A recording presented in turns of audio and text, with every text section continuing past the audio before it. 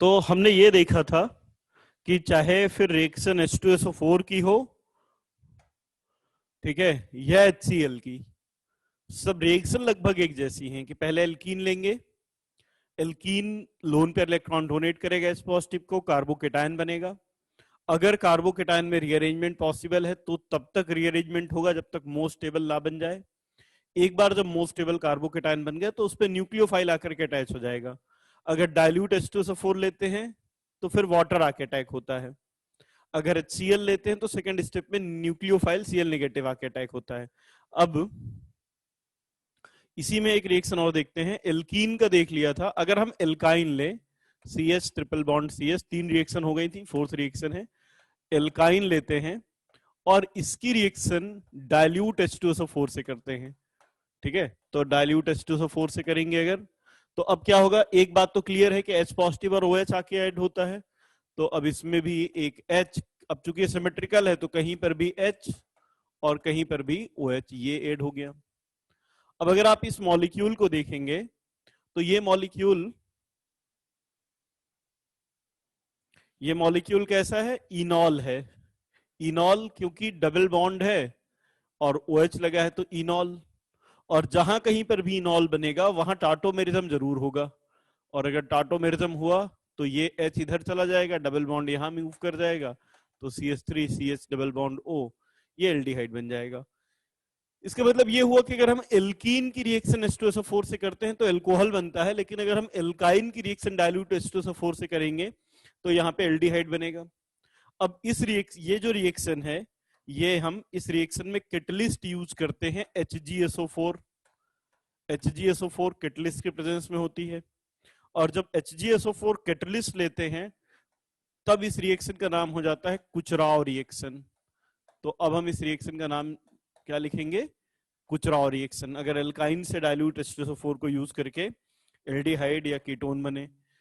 चलिए एक और लेते हैं, अगर अनसिमेट्रिकल एल्काइन लेते हैं, ये अनसिमेट्रिकल एल्काइन है, और अगर इसकी रिएक्शन डाइल्यूट H2SO4 से करें, डाइल्यूट H2SO4 डाइल्यूट है, मतलब साथ में वाटर है, और HgSO4, अगेन ओवरऑल एडिशन होगा वाटर का, और जब वाटर का एडिशन होगा तो मार्कोनिगाफ रूल के अकॉर्डिंग इस बार OH बीच वाले कार्बन पर आएगा, डबल बॉन्ड CH2, ये मॉलिक्यूल जो बना ये फिर से इनॉल है, और अगर इनॉल मॉलिक्यूल है तो फिर इसमें टाटोमेरिज्म होगी, और इस बार ये CH3 C double bond O CH3, तो फाइनल प्रोडक्ट कीटोन बनेगा। ये दोनों रिएक्शन जब हम एल्काइन से एल्डिहाइड या कीटोन बनाते हैं तब इस रिएक्शन का नाम हो जाएगा कुचराव रिएक्शन, ठीक है। तो पहली रिएक्शन हमने देखी, कौन सी रिएक्शन, डाइल्यूट HCl के साथ। दूसरी रिएक्शन डाइल्यूट H2SO4 के साथ, एल्कीन और एल्काइन हम एक साथ ले रहे हैं, ठीक है।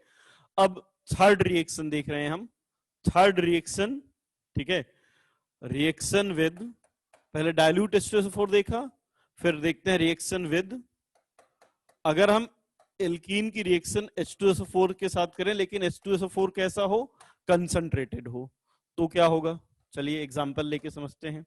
जैसे अगर हमारे पास CH3 C double bond CH2 ये मॉलिक्यूल है, लेकिन इस बार हम डाइल्यूट H2SO4 ना लेकर के कंसंट्रेटेड H2SO4 ले लेते हैं। H2SO4 लिया है बट H2SO4 कैसा है, कंसंट्रेटेड है।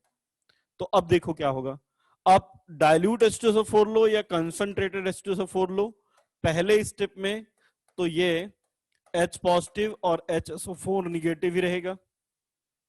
पहले स्टेप में एल्कीन H पॉजिटिव को इलेक्ट्रॉन देगा, और जब एल्कीन H पॉजिटिव को इलेक्ट्रॉन देगा तो ये बन जाएगा CH3 CH, कार्बोकेटायन आ गया बीच वाले पर, और ये CH3। अब देखिए डिफरेंस क्या होता है, अभी तक क्या होता था, जब हम डाइल्यूट H2SO4 लेते थे, H2SO4 डाइल्यूट लेते थे, तब सेकेंड स्टेप में H2SO4 के साथ की जगह वाटर आके अटैक कर देता था।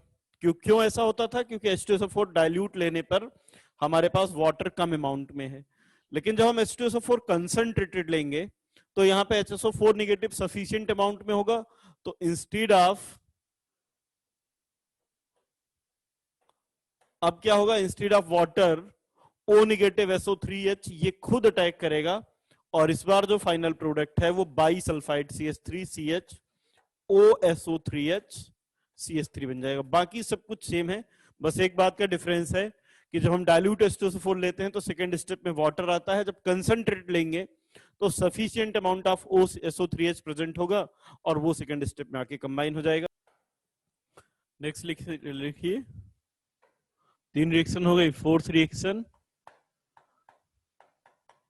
रिएक्शन विद कंसंट्रेटेड H2SO4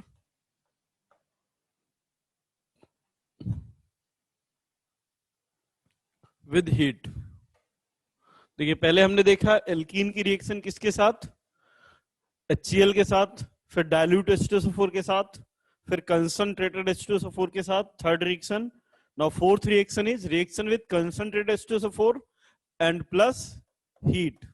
मतलब अब हम एल्कीन को H2SO4 के साथ हीट करेंगे तो क्या इंपैक्ट आएगा, तो कैसी रिएक्शन होगी। देखिए क्या चेंज आता है, जैसे ये हमने ले लिया एल्कीन, ये एल्कीन है, इसकी रिएक्शन इस बार H2SO4 के साथ किया है, H2SO4 जो कि प्रेजेंट होगा HSO4 नेगेटिव और साथ में हीट किया है। तो पहला स्टेप तो सेम है जैसा हर बार होता है, एल्कीन पेयर ऑफ इलेक्ट्रॉन देगा, H positive pair of electron accept करेगा, कार्बोकेटायन बनेगा, तो ये बन गया carbocation CH3 CH3 CH3 CH3 CH3 positive, ये कार्बोकेटायन बन गया। पहला स्टेप सब में सेम है। अब देखिए यहां पे सेकेंड स्टेप चेंज है। अभी तक क्या होता था, ध्यान से देखिएगा, जब डाइल्यूट H2SO4 लेते थे तो सेकेंड स्टेप में वाटर अटैक करता था, जब कंसंट्रेटेड H2SO4 लिया तो सेकेंड स्टेप में OSO3H अटैक करता है।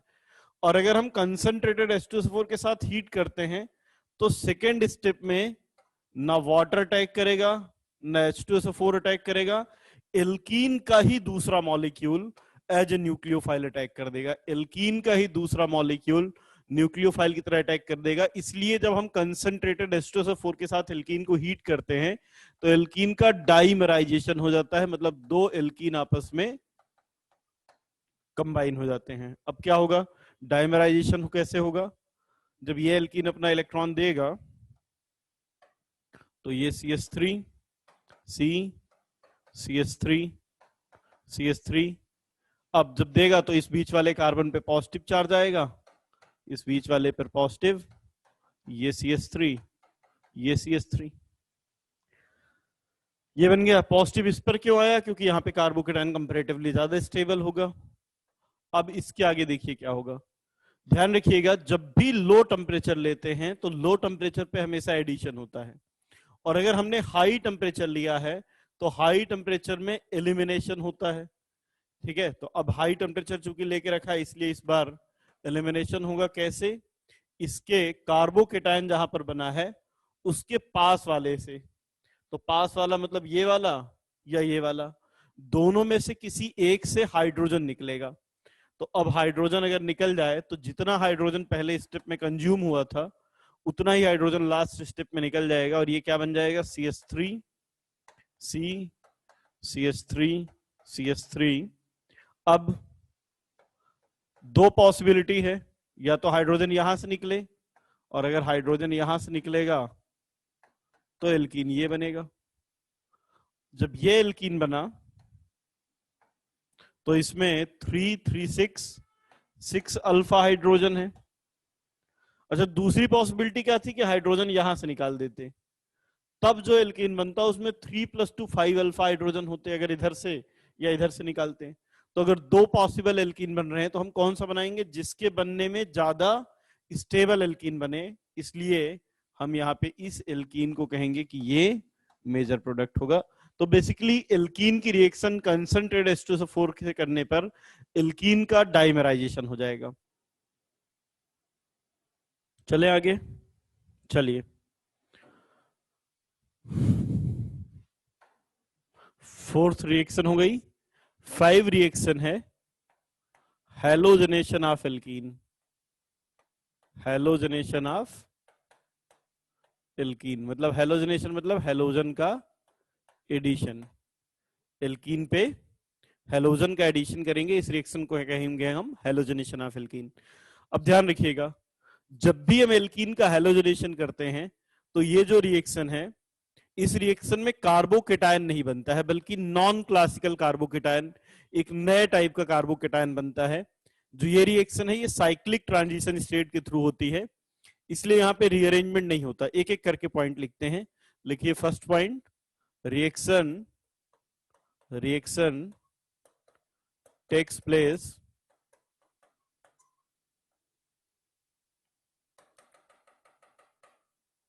reaction takes place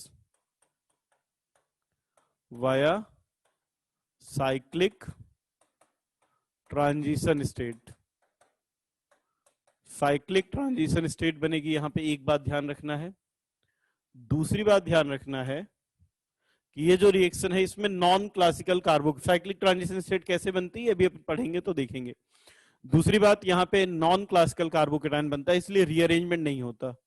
तो नॉन क्लासिकल कार्बोकेटायन, आप फुल फॉर्म लिख लीजिएगा, non classical carbocation is formed,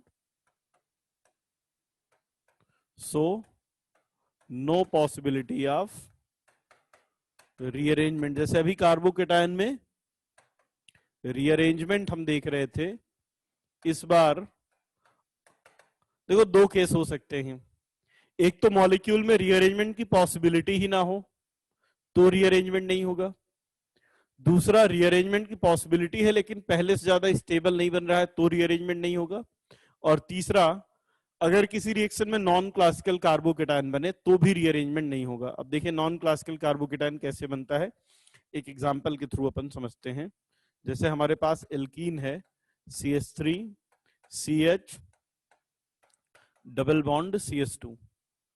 अब अगर इसकी रिएक्शन हेलोजन से करें, जैसे हेलोजन में मैंने ब्रोमीन ले लिया Br2, तो अब यहां पे रिएक्शन कैसे होगी, Br2 के साथ रिएक्शन करने पर प्रोडक्ट क्या बनेगा, CH3 CH Br CH2 Br। तो अब क्या हो गया, यहाँ पे हेलोजन पर आकर एल्कीन पूरा का पूरा जुड़ गया, तो इस रिएक्शन को हम एडिशन कहेंगे। ये reaction non polar solvent like CCl4 के प्रेजेंस में होती है। ठीक है, अब देखिए रिएक्शन की मैकेनिज्म की रिएक्शन होती कैसे है। ठीक है, ये तो फाइनल प्रोडक्ट हो गया, रिएक्शन कैसे होती देखिए। हमारे पास है alkene CH3 CH double bond CH2। Alkene का जो बिहेवियर है वो न्यूक्लियोफाइल की तरह है। कैसे एल्कीन न्यूक्लियोफाइल की तरह बिहेव करेगा, क्योंकि एल्कीन के पास पाई बॉन्ड है, और अभी भी हमने देखा है कि एल्कीन के पास पाई बॉन्ड होने के कारण एल्कीन अपना इलेक्ट्रॉन पेयर दे सकता है। ब्रोमीन को अगर हम देखें तो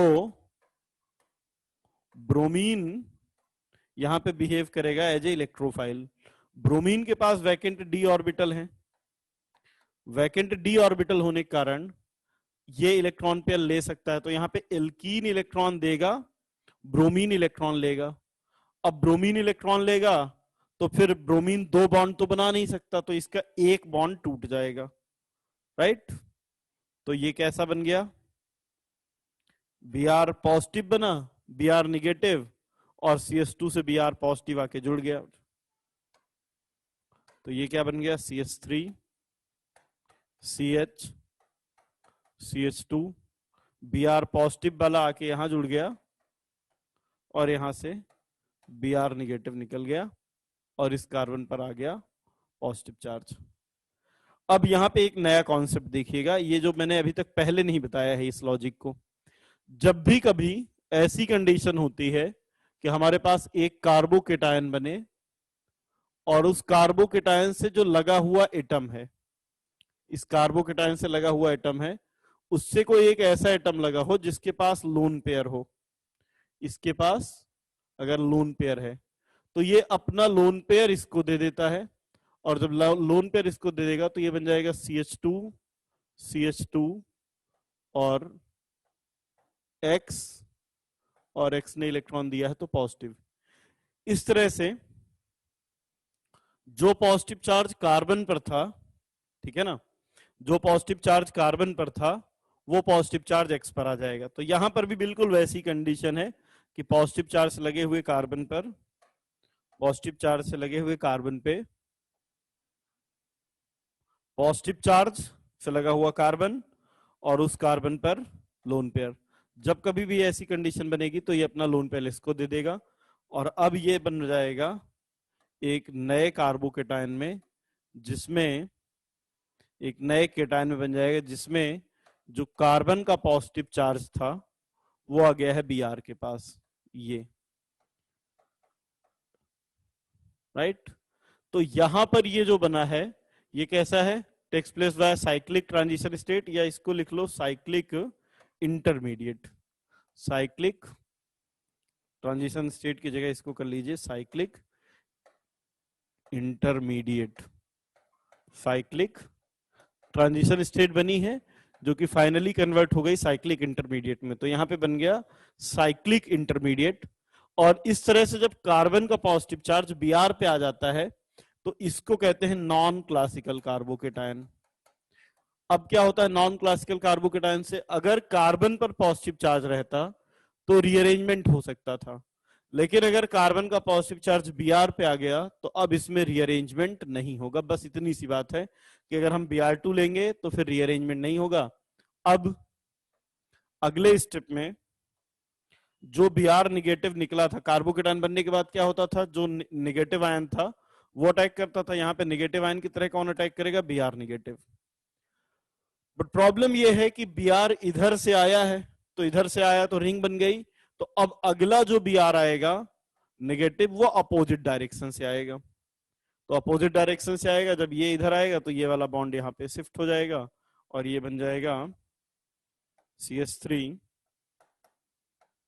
CH, एक Br इधर आया और ये CH2 Br यहां आया। तो पहला जो Br पॉजिटिव था वो इस वाले पर आया, दूसरा Br निगेटिव था तो इस वाले पर आया, मतलब मार्कोनिकॉफ रूल तो फॉलो हो रहा है। बट ध्यान क्या रखना है कि रीअरेंजमेंट नहीं होगा। जैसे मान लो हमारे पास एक दूसरा मॉलिक्यूल है CH3 C CH3 CH double bond CH2, अगर हम सिर्फ इसकी रिएक्शन HBr से करते तो पहले कार्बोकेटायन यहां बनता, फिर अरेंजमेंट होकर यहां आता और फिर Br निगेटिव यहां पे लगता। लेकिन अगर हम इसी की रिएक्शन Br2 के साथ CCl4 में कर दें तो अब विदाउट रीअरेंजमेंट एक Br पॉजिटिव और Br निगेटिव यहां लग जाएंगे, तो ये बन जाएगा CH3 CH3 CH CH Br यहां लग गया और CH2 Br यहां लग गया। मतलब बड़ा सीधा सा मतलब है कि यहाँ पे जो प्रोडक्ट बना है वो उसमें रीअरेंजमेंट नहीं हुआ है, नो रीअरेंजमेंट। पॉसिबिलिटी थी, हो सकता था, लेकिन नहीं हुआ। उसका रीजन क्या है कि इससे पहले कि रीअरेंजमेंट हो ये Br अपना इलेक्ट्रॉन देकर के इसको साइक्लिक हेलोनियम आयन में कन्वर्ट कर लेता है, तो रीअरेंजमेंट की पॉसिबिलिटी खत्म। और दूसरा एक इंपॉर्टेंट पॉइंट ये है कि यहाँ पे दोनों Br एक दूसरे से अपोजिट डायरेक्शन में जुड़ेंगे और इसलिए जो एडिशन है ये ओवरऑल एंटी एडिशन होगा। एंटी एडिशन मतलब दोनों अपोजिट डायरेक्शन में जुड़ते हैं।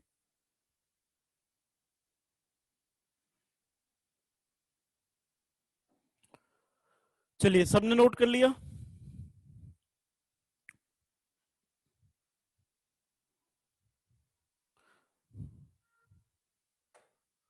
तो देखिए हेलोजनेशन ऑफ एल्कीन अगर हम करेंगे तो यहाँ पे रीअरेंजमेंट नहीं होगा। और दूसरी बात ये ध्यान रखना है कि जो अपकमिंग ग्रुप होंगे वो अपोजिट डायरेक्शन में होंगे। जैसे एक एग्जांपल ये लिया, दूसरा एग्जांपल ये, चलिए और थर्ड एग्जांपल ले लेते हैं। जैसे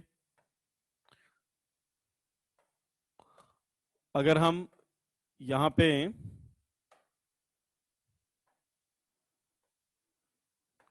ये एल्कीन लेते हैं, इसकी HBr के साथ रिएक्शन करेंगे अगर, तो पहले कार्बोकेटायन बनेगा, रिंग एक्सपांशन होगा। लेकिन अगर हम इसकी रिएक्शन Br2 और CCl4 से लेंगे तो इस बार रिंग एक्सपांशन नहीं होगा, रादर बिना रिंग एक्सपांशन के प्रोडक्ट बनेगा। आई होप आपको ये बात समझ में आ गई होगी कि जब हम Br2 और CCl4 लेते हैं तो हमें रिंग एक्सपांशन और रीअरेंजमेंट नहीं कराना है। अब जैसा भी कहा था किसी ने कि सर अगर Br2CCl4 लेते हैं, एडिशन एंटी है, तो अगर एक Br फ्रंट में आता है तो दूसरा Br बैक पे आएगा। तो अगर यहाँ पे एक Br फ्रंट पे है तो दूसरा Br बैक पे आएगा। इस तरह से प्रोडक्ट बनेगा। जैसे मान लीजिए हमारे पास सिस एल्कीन है, ये हो गया सिस एल्कीन। सिस क्या होता है? दोनों CH3 सेम डायरेक्शन में लगे हैं, Br2 और CCl4 का एडिशन करें तो अब, और एक दूसरा एग्जांपल ले सकते हैं, सिस की जगह ट्रांस एल्कीन ले सकते हैं। ट्रांस एल्कीन का मतलब है दोनों CH3 अपोजिट डायरेक्शन में लगे होंगे। तो यहां पे एक बड़ी सिंपल सी ट्रिक है, आपको वो ट्रिक याद रखना है। जब भी हम सिस एल्कीन लेंगे और वहां पे एंटी एडिशन करेंगे, जब भी सिस एल्कीन लेंगे और उस पर एंटी एडिशन करेंगे तो जो प्रोडक्ट मिलेगा वो रेसेमिक मिक्सचर मिलेगा, CAR, कार, CAR, सिस एंटी रेसेमिक। और जब भी हम ट्रांस एल्कीन लेंगे उस पे एंटी एडिशन करेंगे तो जो प्रोडक्ट मिलेगा मीजो होगा, कार और टेम, कार टेम। ठीक है, तो अब देखिए सिस एल्कीन है, एंटी एडिशन किया है, तो anti addition cis alkene anti addition racemic. कैसे रेसेमिक मिलेगा? तो देखिए ये CH3, ये CH3 H Br H, racemic का मतलब है दोनों Br अपोजिट डायरेक्शन में, तो ये मिला ऑप्टिकली एक्टिव। जितना ये मिला उतना ही इसका एनांसियोमर मिलेगा। तो अगर कोई कंपाउंड और साथ में उसका एनांसियोमर, और अगर दोनों 50-50% मिलते हैं तो जो सॉल्यूशन होगा वो रेसेमिक मिक्सचर। इसलिए जब सिस एल्कीन पर ब्रोमीन का एंटी एडिशन करते हैं तो जो कंपाउंड मिलता है वो रेसेमिक होता है। लेकिन अगर ट्रांस एल्कीन है, इस पर एंटी एडिशन करते हैं तो अब जो कंपाउंड मिलेगा वो मीजो वाला मिलेगा, H Br H Br। Trans पे एंटी एडिशन हुआ है, इस बार जो कंपाउंड मिला उसमें 2 कायरल कार्बन है और साथ में प्लेन ऑफ सिमेट्री है। ये इस तरह से इसमें प्लेन ऑफ सिमेट्री है, तो ये compound meso, cis anti racemic, trans anti meso. ठीक है, तो halogenation of alkene. Next reaction है 6 रिएक्शन,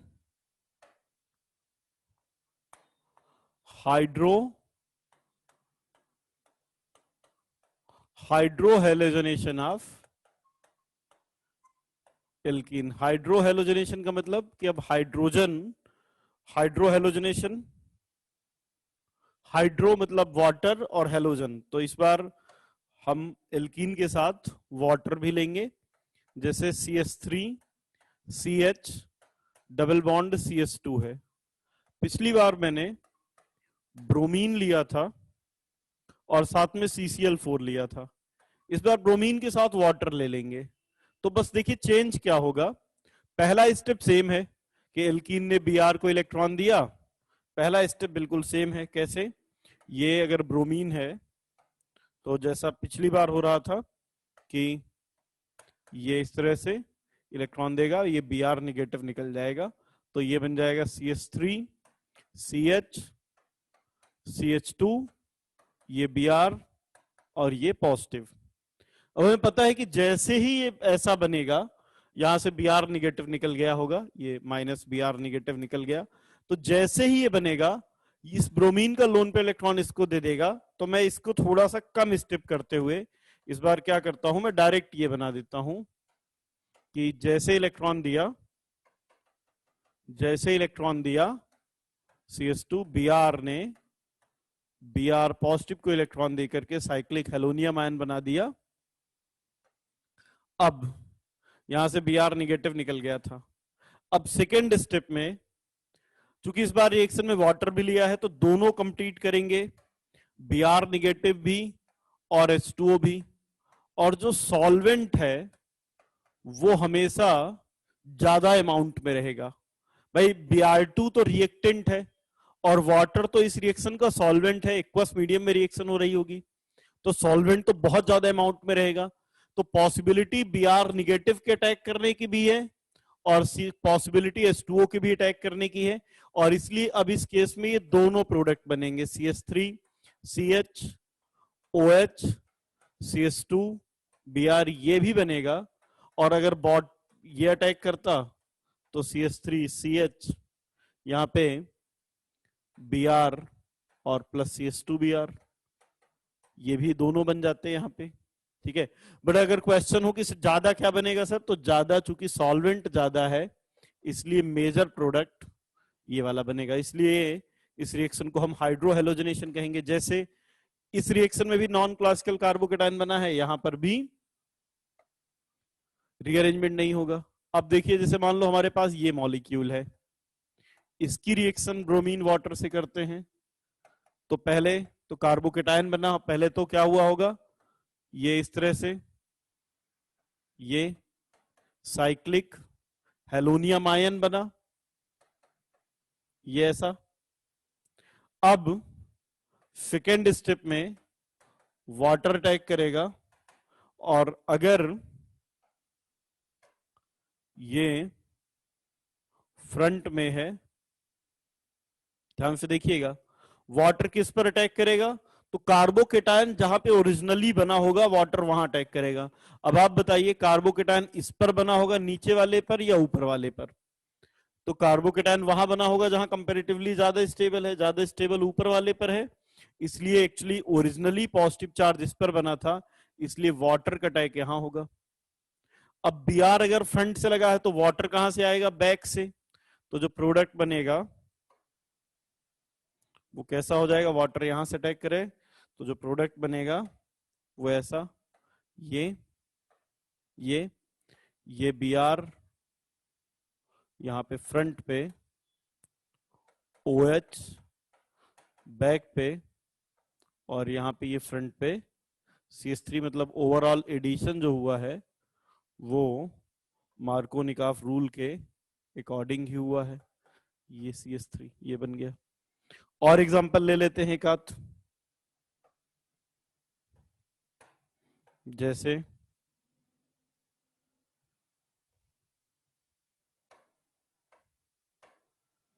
अगर ये ऐसा है साइक्लोहेक्पेंटीन, इसकी रिएक्शन ब्रोमीन वाटर से करते हैं तो क्या होगा, एक Br फ्रंट पे, चूंकि सिमेट्रिकल है तो किसी को भी कहीं भी जोड़ दो कोई फर्क नहीं पड़ता, लेकिन एक बात ध्यान रखनी है कि अगर Br फ्रंट पे है तो OH बैक पे होगा। अगर अनसिमेट्रिकल है तो मार्कोनिकॉफ रूल के अकॉर्डिंग, चलिए एक एग्जांपल और ले लेते हैं, जैसे CH3 C CH3 double bond CH2, अब इसकी रिएक्शन ब्रोमीन वाटर से करें तो Br आएगा यहां पे, क्योंकि एक्चुअली ब्रोमीन वाटर में क्या होता है, चाहे ब्रोमीन वाटर लिया जाए, चाहे कई बार इसी ब्रोमीन वाटर को HOBr भी लिखा होता है, HOBr, तो अपने को ध्यान रखना है कि हमेशा Br पॉजिटिव है और OH निगेटिव है, तो मार्कोनिकॉफ रूल के according Br positive OH negative CH3, यहां पे नीचे बना रहा हूं मैं CH3 CH3 CH2 Br और यहां पे OH। बस ये ध्यान रखना है कि जब भी ब्रोमीन वाटर या HOBr लेंगे तो यहां पर भी नॉन क्लासिकल कार्बोकेटायन बना होगा और यहां पर भी रीअरेंजमेंट नहीं होगा। किसमें, फिफ्थ रिएक्शन में, कहां है फिफ्थ में, इसमें नहीं, सेम साइड में कहां है, अपोजिट साइड में है Br, फिफ्थ में अपोजिट साइड में है, और यहां पे क्या है CH3 अपोजिट साइड में था, उसको चेंज करके Br को इधर लाए हैं, ठीक है, तो दोनों में ही अपोजिट साइड में ही आएगा हमेशा।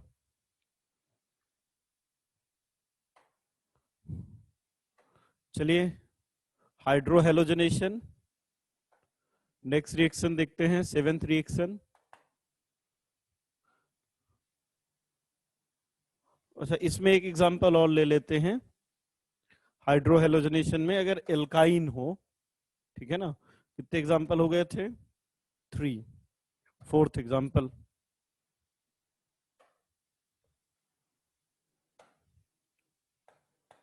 अगर एल्काइन है जैसे CH3 C triple bond CH3 है ना, इसकी रिएक्शन अगर सिर्फ ब्रोमीन और CCl4 से करते, जैसे अगर इसी की रिएक्शन हम ब्रोमीन CCl4 से कर रहे होते, तो यहाँ पे 2 इक्विवेलेंट ब्रोमीन कंज्यूम होता। पहले ये CH3 CBr double bond CHBr ये बनता, फिर क्या होता इसके बाद इस पे एक और Br आके जुड़ जाता, और एक और Br आके जुड़ता, तो ये बन जाता Br, मतलब टेट्रा ब्रोमो डेरिवेटिव बन जाता है एल्काइन की रिएक्शन करने पर। और अगर इसी की रिएक्शन ब्रोमीन वाटर से किया जाए, HOBr से, तो क्या होगा? पहले तो CH3 C double bond CH, एक पे Br और एक पे OH। अब अगर 1 इक्विवेलेंट लिया है हमने यहाँ पे, तो क्या होता? ये जो कंपाउंड बना ये बेसिकली एक इनॉल है, और जो इनॉल होगा उसमें टाटोमेरिज्म पॉसिबल होगा, हाइड्रोजन इधर चला जाएगा, ये बन जाएगा CH3 C double bond O CH2 Br। लेकिन अगर यहीं पे ब्रोमीन वाटर एक्सेस में ले लेते, मतलब ब्रोमीन एक्सेस में ले लिया होता, तो क्या होता? तो फिर पहले CH3 C double bond CH Br और OH बनता, फिर इस पर एक बना, फिर दूसरा फिर से एक और डबल बॉन्ड है अभी, इस डबल बॉन्ड पे फिर से एक Br और बीच वाले पर फिर एक OH आ जाता। अब आपको पता है एक कार्बन पर 2 OH अनस्टेबल हैं, और अगर एक कार्बन पर 2 OH अनस्टेबल हैं तो यहां से H2O बाहर हो जाएगा, और अगर H2O बाहर हुआ तो इस बार final product CH3 C double bond O CH Br2 बनता। मतलब डिफरेंस केवल इतना है कि जब 1 इक्विवेलेंट लेंगे तो 1 Br आएगा, जब एक्सेस ऑफ ब्रोमीन वाटर लेंगे तो फिर एक कार्बन पे 2 OH आके वाटर निकल जाएगा और डाई हेलो डेरिवेटिव बन जाएगा। हाइड्रोहेलोजनेशन, उसके बाद नेक्स्ट रिएक्शन है सेवेंथ रिएक्शन। अब रिएक्शन जो है वो लगभग एक जैसी है। रिएक्शन विद ICl या IBr, रिएक्शन ICl के साथ करें या फिर IBr ले लें, है ना, इंटर हेलोजन कंपाउंड। तो बिल्कुल सिंपल रिएक्शन है, देखो CH3 CH double bond CH2 है, इसकी रिएक्शन ICl के साथ करें तो I पॉजिटिव Cl नेगेटिव, तो ये जाके अटैक करेगा, Cl नेगेटिव निकलेगा, तो सबसे पहले CH3 CH CH2 ये I इंटर हेलोजन कंपाउंड ये बन गया। अब सेकेंड स्टेप में Cl नेगेटिव आएगा किस कार्बन पर? जिस पर ओरिजिनली पॉजिटिव चार्ज आया था, ये निकल जाएगा इस तरह से, और ये बन जाएगा CH3 CH Cl CH2 I। यहां पर भी ध्यान रखना है, चूंकि नॉन क्लासिकल कार्बोकेटायन बना है इसलिए यहां पर भी रीअरेंजमेंट नहीं होगा। IBr लेते तो I पॉजिटिव और Br नेगेटिव जुड़ जाता। ऐसी ही है reaction with NOCl, Tilden reagent होता है NO पॉजिटिव और Cl नेगेटिव, तो बस CH3 CH double bond CH2 लेंगे, NO पॉजिटिव Cl नेगेटिव, ये जाके अटैक करेगा, ये बन जाएगा CH3 CH CH2 NO positive, nitrosonium ion.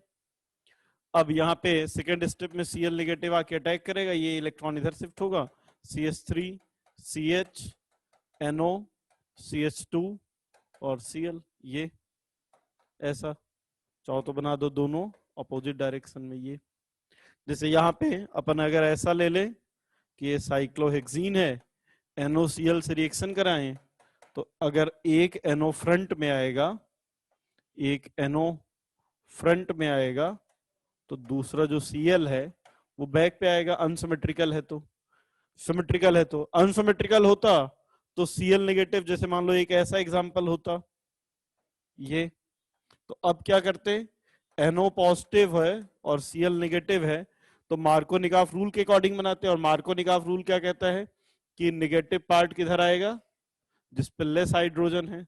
तो अगर ये NO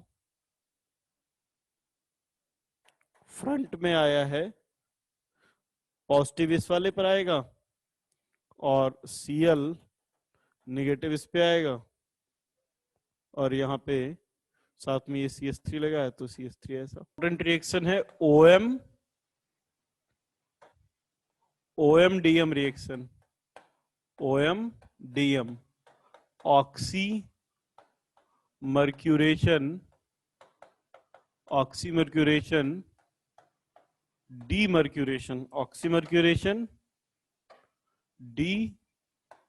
demercuration reaction, oxymercuration demercuration reaction, OM-DM। देखो क्या रिएक्शन होती है, बिल्कुल सिंपल है। कोई भी एल्कीन ले लिया जाए, अब इसकी रिएक्शन करेंगे पहले स्टेप में मर्क्यूरिक एसीटेट से, mercuric acetate HgOAc whole twice, और साथ में लेंगे वाटर। और सेकेंड स्टेप में, दो स्टेप में होती, सेकेंड स्टेप में लेते हैं NaBH4। पहला स्टेप जिसमें मर्क्यूरिक एसीटेट और वाटर लेते हैं वो कहलाता है ऑक्सीमर्क्यूरेशन, और सेकेंड स्टेप जिसमें NaBH4 लेते हैं उसको कहते हैं डीमर्क्यूरेशन। तो यहां पर भी फाइनल प्रोडक्ट एल्कोहल ही बनता है।